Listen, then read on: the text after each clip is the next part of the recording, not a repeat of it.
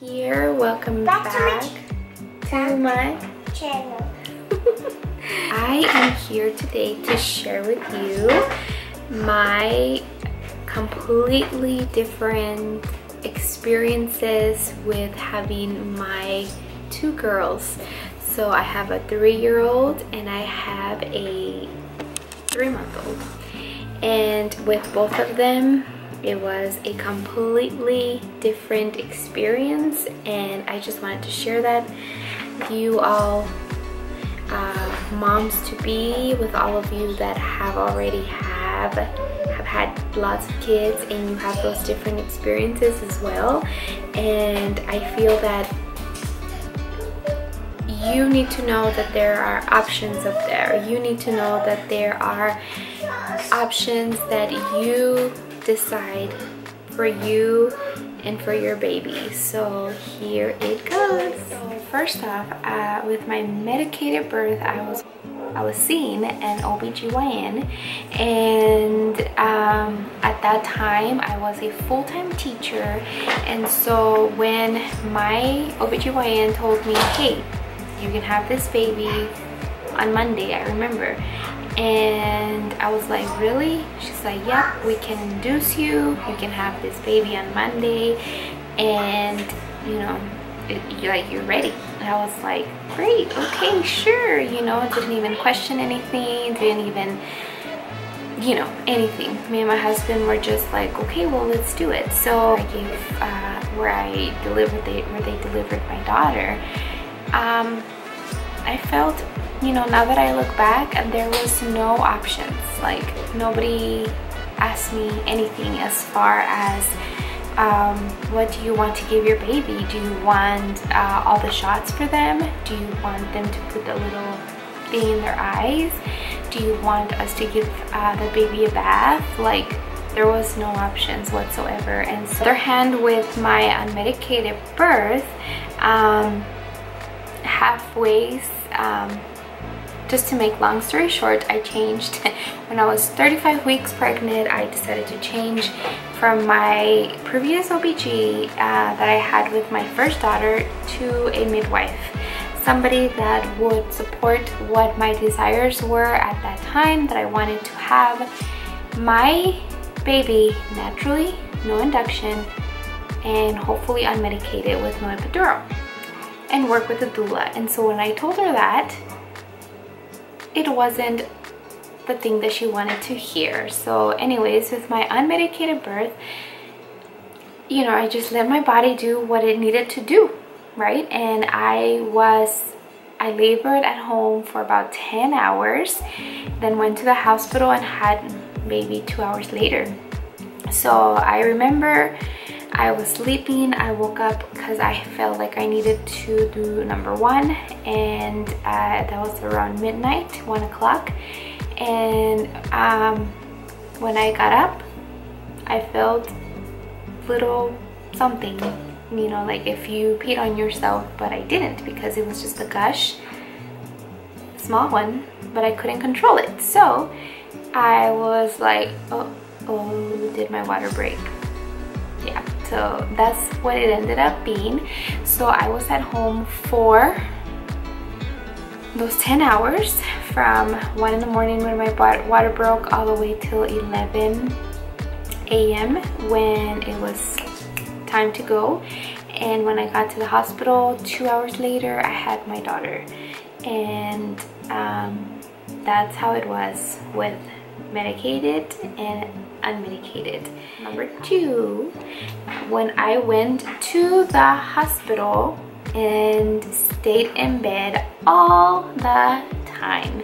I was there since midnight, and I had baby girl at 1:15 p.m. and I was in bed all the time because I was tied with you know, the IV, the Pitocin. I had the little monitor thing here in my stomach for baby, and so I couldn't walk, I couldn't get up, couldn't really do anything, right? So I was just tied down to the bed, and they kept checking me, right? They kept checking me to see if it was time to push and how much I was dilated and all this stuff. So with the unmedicated birth, I knew for sure when it was time to push. Like, if you were to see me or you were to ask my husband, it was crazy. Like, I knew when I had to push with my unmedicated all natural birth. Like, I knew when I had to push. You know, you feel like you need to have a super big bowel movement. That is the truth, and only a woman would understand that if you went through natural birth. But yeah, so that was the second difference. The third difference, biggest one, were contractions. I remember with my first daughter, with my first baby, my husband and I went to birthing classes, and you know, we were so excited. We went through the process of breathing and all these things, and I was like, okay, you know, this seems pretty good. I'm able to know how to control my pain and this and that. But with a medicated birth, when you get induced, since I was giving the Pitocin, the contractions just keep on coming. Like, there's not really a break in between, and so they just get so strong that eventually you need the epidural, because your body cannot really control the contractions, because it is coming through the IV thing, and so you can't control it, right? You just can't. So because it's kind of going into something natural in an unnatural way, if that makes sense. So I couldn't stop them, and I couldn't really control them. And with the unmedicated birth, I started out slowly at home, like I mentioned earlier. I could take the pain with those breathing techniques that I had learned almost 3 years ago. I could take the pain, I could breathe, I could close my eyes, I could just focus and relax here at home as much as I could. Really just concentrate on my body and be in tune with my body and what my body was doing. And so it was much more different. And even though the contractions got super strong once we got to the hospital, once I got to the hospital, I was still able to breathe, and I was still able to you know, go through that pain. As I remember, like, the wave's gonna come so strong, you take it in and it's going to pass and go back down, right? Just like in the ocean, the waves come super strong and then they just go away. So that's the way it felt. And so I could barely, you know, once we got to the hospital, I could barely walk, I could barely talk, and it was really hard because I knew that the baby was coming. Like, I knew it because I felt it, and I felt it so strongly. And we were right. When I got to the hospital, I was already 8 centimeters dilated. And so yeah, we were excited.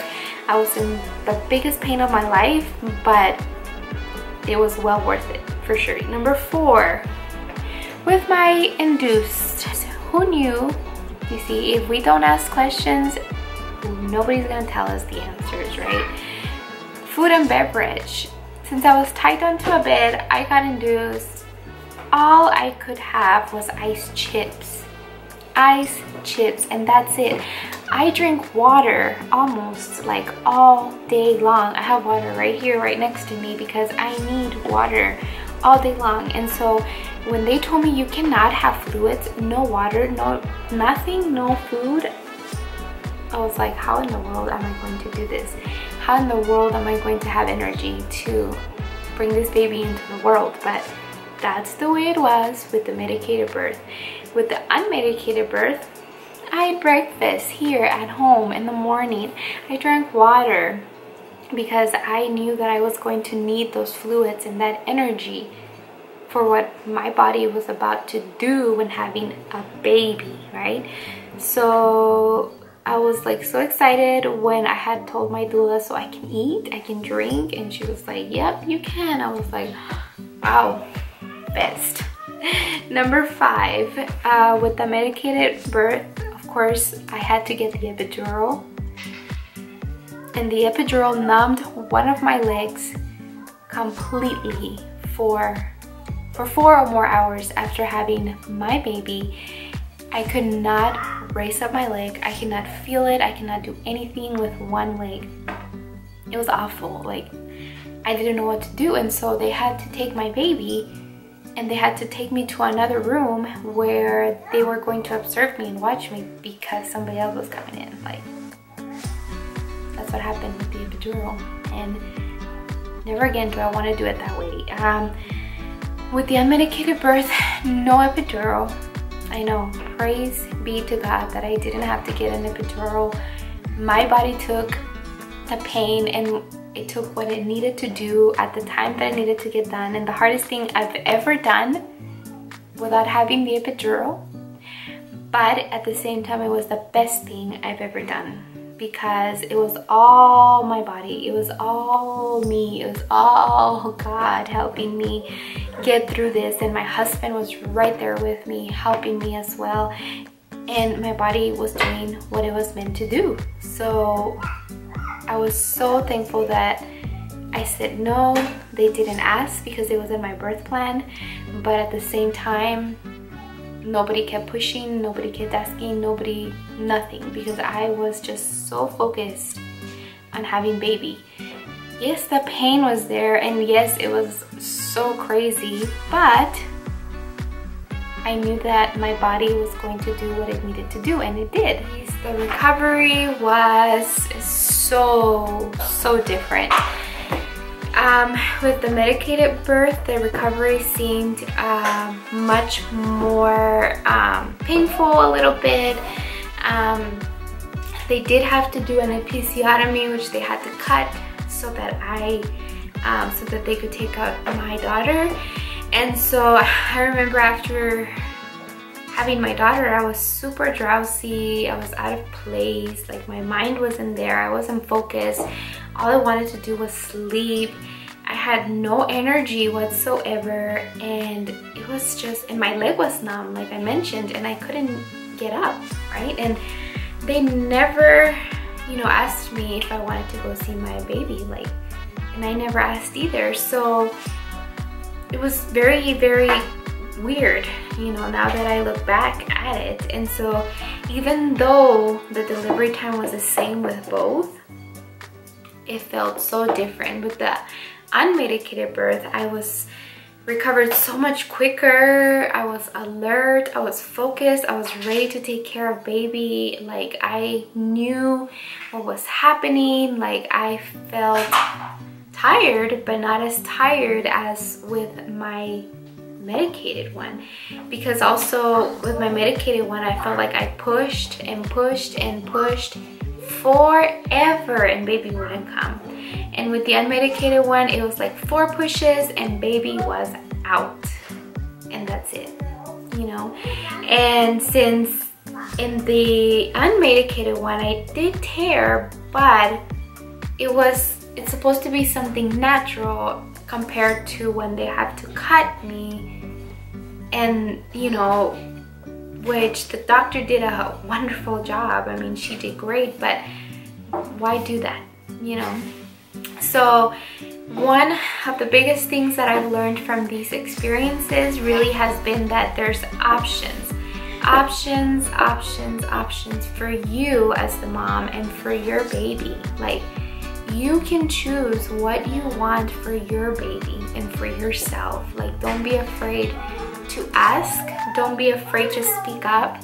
Don't be afraid for you and your husband to say no to something. Like, you are doing this. They are not. They're there working for you, and they're there helping you deliver a healthy baby, and you can say no to something, you know? Just like how we did with her. Like, we decided not to, you know, for them not to give her a bath. We wanted to do that when we would get home. And I guess it depends as also where you give birth, and you know, if it's at a hospital, at home, or at a birthing center. But just know that you always have options, and these options are completely okay. It is completely okay for you to ask questions. It is completely okay for you to decide something last minute that you don't want to do. Praise be to God that He sent a person, my doula, who was able to open my eyes to a lot of things, me and my husband. She was able to give us resources, books, for us to kind of look through. I mean, I met my doula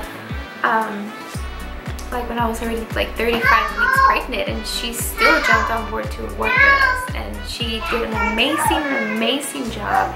And so I just wanted to encourage you as moms, if you're about to be a mom, like, don't be afraid.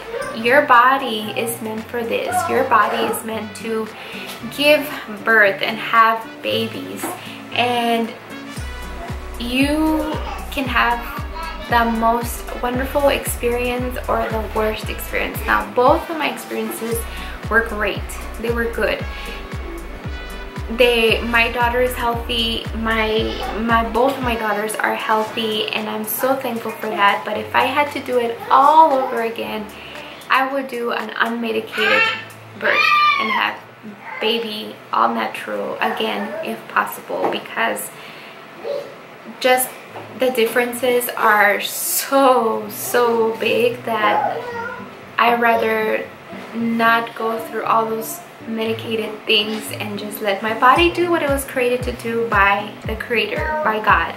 And so I just wanted to share my story with you, and hopefully you can share yours down in the comments below so that we can encourage each other, because this is really such a wonderful topic to talk about that I feel a lot of women don't, but we should talk about this because it's the most beautiful thing that you could ever do, which is to have a baby, right? So, well, thanks for watching this video today, and see you next time. Bye.